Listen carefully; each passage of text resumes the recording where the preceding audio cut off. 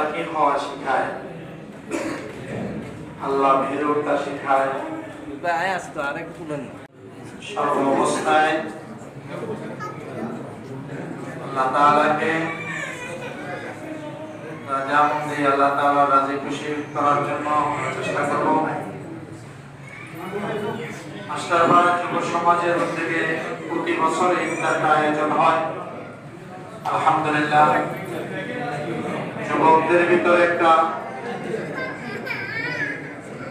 ঐক্যবদ্ধ প্রয়াস, ঐক্যবদ্ধ যে চেষ্টা, মেহনত, পুরা সমাজ বিভিন্ন একটা ইফতারের আয়োজন করে, খুবই ভালো একটা দিক। আল্লাহ তাআলা এই সমস্ত যুবকদেরকে ইসলামের জন্য কবুল করুন।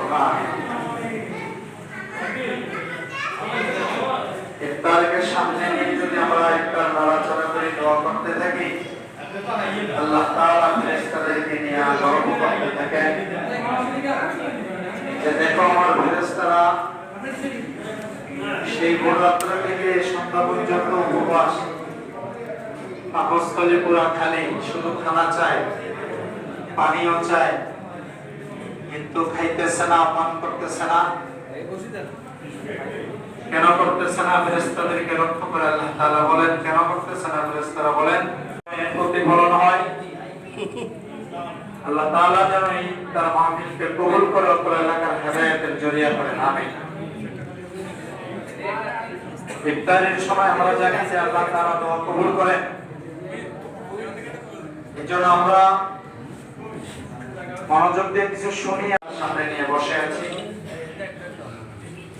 আমরা সাথে রাসূল আকরাম সাল্লাল্লাহু আলাইহি ওয়াসাল্লাম ইরশাদ ফরমায়েছেন যে তিন ব্যক্তির দোয়াকে আল্লাহ তাআলা ফিরিয়ে দেন। তার ভিতরে একজন হচ্ছে রোজাদারের দোয়া। রোজাদারের দোয়াকে আল্লাহ তাআলা রদ করেন। রোজা মুখে রোজাদারের দোয়া আল্লাহ তাআলা অবশ্যই কবুল করবেন। হাদিসে পাকে রয়েছে অসংখ্য অপরাধীকে, অসংখ্য জাহান্নামীকে আল্লাহ তাআলা ক্ষমা করে থাকেন।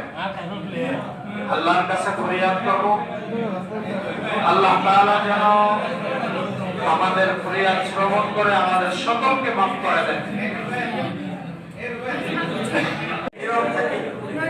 নীরব থাকি।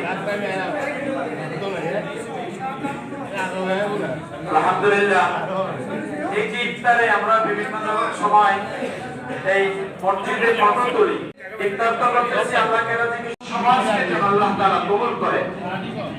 তাদের প্রতি বছরই এই শ্রম, এই ক্লান্ত, এই পরিশ্রমটা থাকে এলাকার সর্বস্তরের মানুষকে যে একটু ইফতার করার জন্য আল্লাহ তাআলা